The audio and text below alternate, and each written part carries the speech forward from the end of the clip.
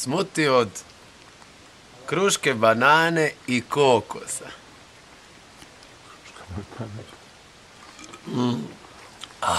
Kako fino, slatko.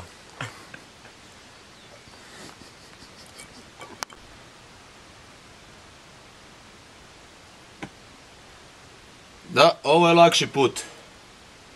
Tako da. Sine, ovdje fali, znaš koliko ovih pitao?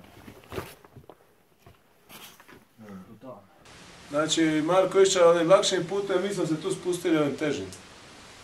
Ovo je teži put, Teži put. a Marko išao lakše. Ovo znaš kad bi ja prošao, Ajde, prođi. nema šanse. Možeš. Ajde. Stari, sidi.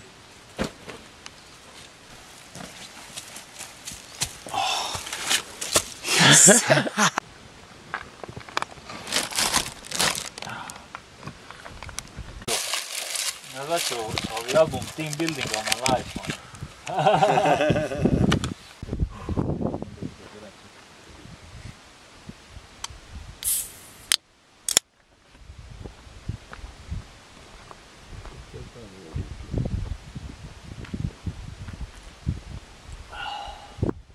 Znači, ovo je točno 4... I dalje je vrh.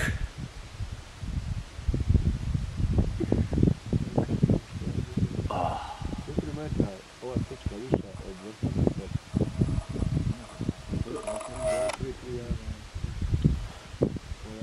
Ja sam Marković, putnik lik Žoj Zakon.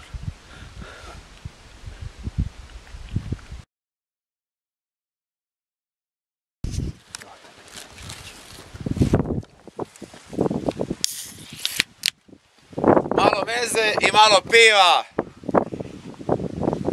Istina je živa. Ja sam Marko Žoj Zakon i eto, bijele stijene su vrh.